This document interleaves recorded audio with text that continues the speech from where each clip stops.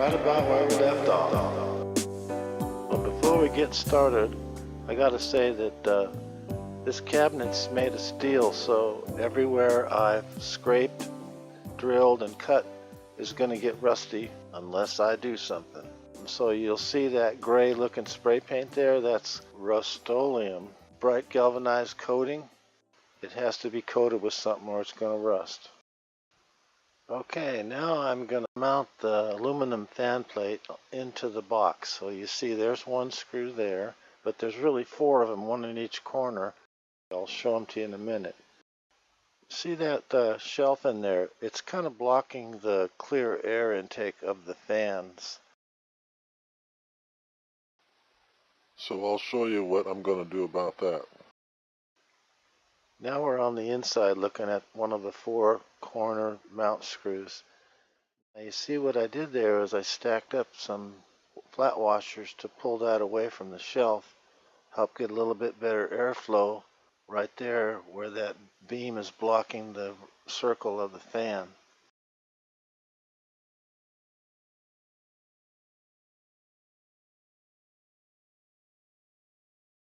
See, there's another stack. I had to put a stack in each corner and make all the stacks the same height.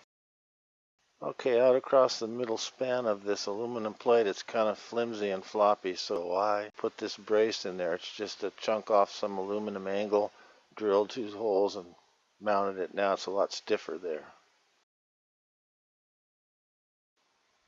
Now the bottom of the fan plate also needs stiffening, so I'm going to use some of this 1 by 1 inch 1/16 inch thick angle aluminum, and I'm just showing you on another plate here how I did it. Every couple inches I drilled a 1/8 inch hole for pop rivets. So now here it is installed, 1 inch angle pop riveted in on the bottom of the fan plate.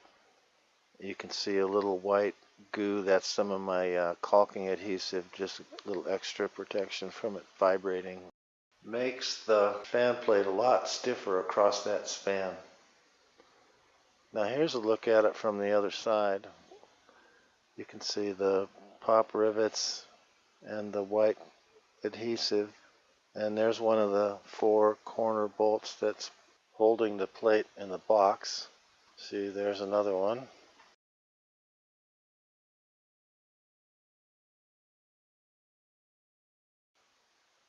Now here's a pop rivet gun. If you're not familiar with it, there's probably a YouTube video you could watch. It's pretty simple.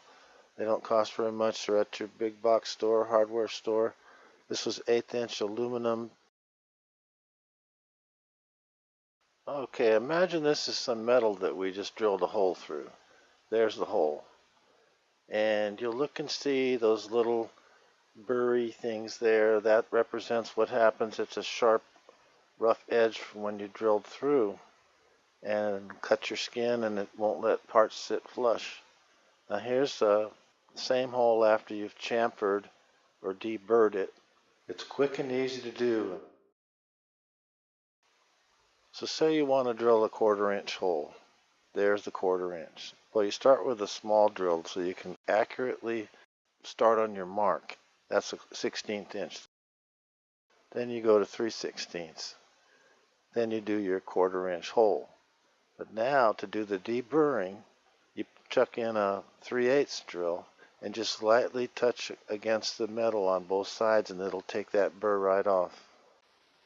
I always use a drill bit at least several sizes larger than the hole when deburring, or risk having it bite in and drill a new bigger hole instead of just chamfering. I practiced on a scrap piece first. There's going to be a lot of adhesive sealing work in this project, and I've really come to like this product a lot. It's for sealing RV roofs. Probably any polyurethane would be good. I stay away from anything that's water cleanup.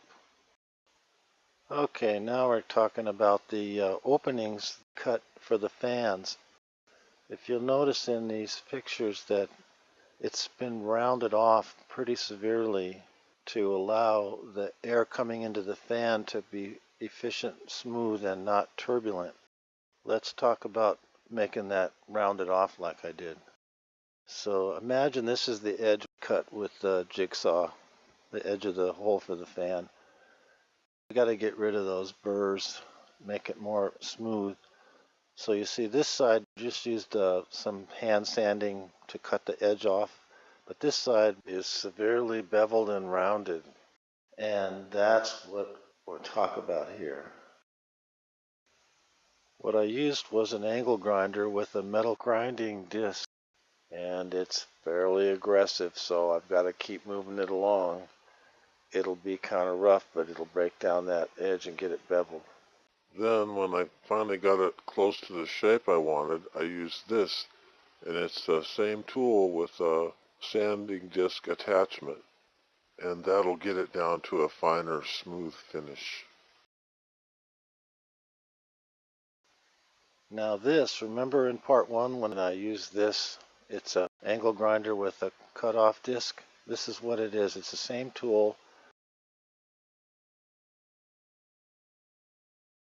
with a cut-off disc. See how thin it is on the side view? Works great for that job. Now let's talk about fasteners. I'm using all stainless steel in this project. It's a outside environment, and inside the cabinet it's all wet, moist water's running around in there. They cost more than a regular hardware store galvanized, but I think it's well worth it. I used lock and flat washers throughout. If you're going to buy enough of them to justify the $10 shipping charge, I recommend a place online. But if you just need a few now and then, you can get these little packs at the hardware store. It gets kind of pricey, but if you just need a few and you need them now, that's a good way to go. For mounting the fans, there were several choices I could take. I chose a way that helps stiffen up the areas shown. So you see down here, I could have used those, but I instead chose to use these. Now over on the side, I just used the conventional hole, and same up in the top. But over here in the middle, I use these, and they're an option that comes in a little bag. They have to be installed. Here's what they look like, and they slide down onto the fan. You have to push them down real firm to snap them in. But there's a problem, they don't sit flush to the metal, so I had to add a flat washer here to make up the space. Remember in part one, I was beginning to make a funnel to let the air get out smoothly, and also to seal off the back of the fan from the front of the fan. So to keep moving along with that, you'll notice down here I have these two little box metal pieces in each corner. So to make those little corner boxes, I'm using aluminum roof flashing. It's thin, easy to bend, easy to cut. But I could have started out with using cereal box cardboard as a template, and so if I made mistakes, I could try it again and get it just right. But here's the metal piece, and I want to mark a line that mimics this corner angle, and cut it off and try it out, and it looks pretty good.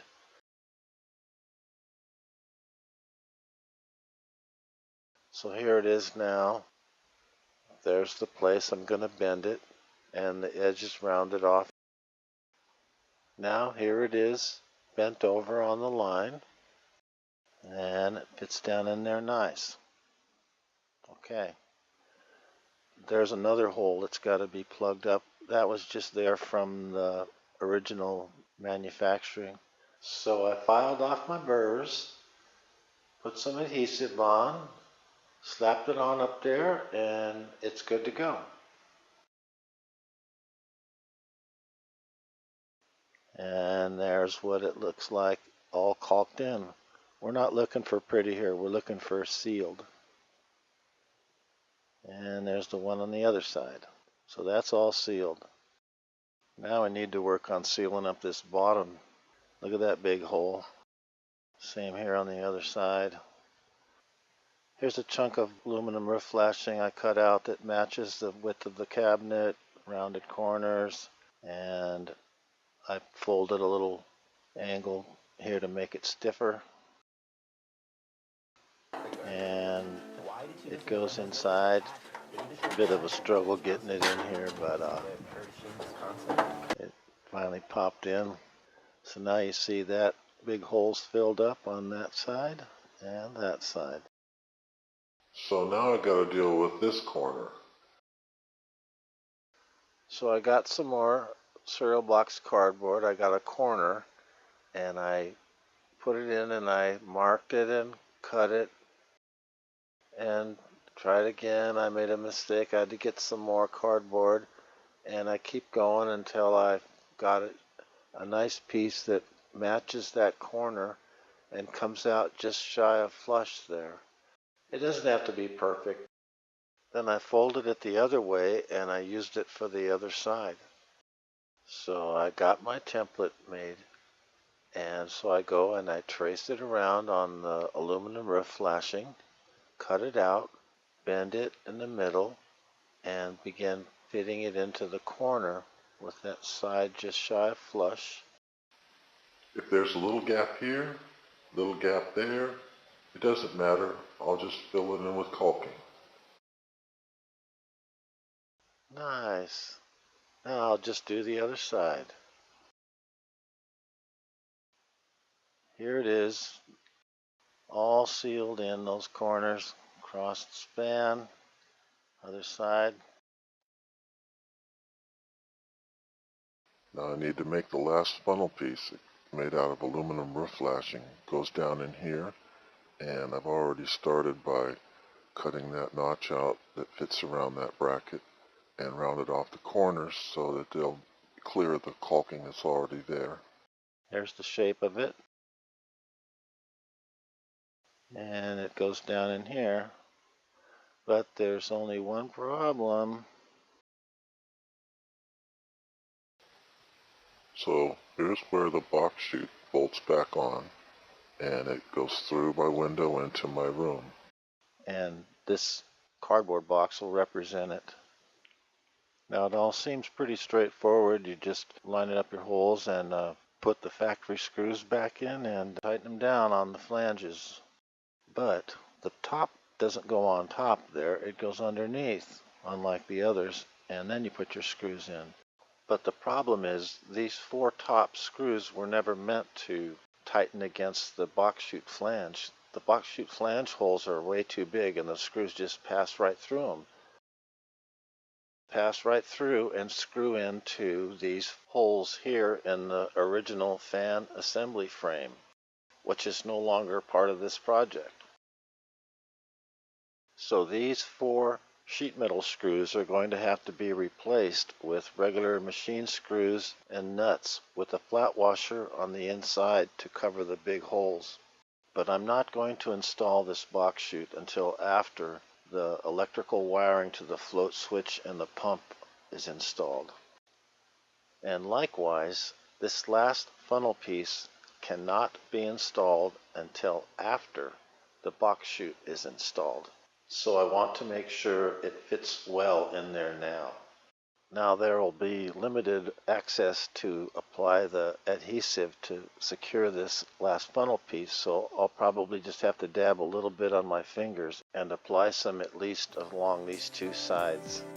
It should be good enough. Bravo!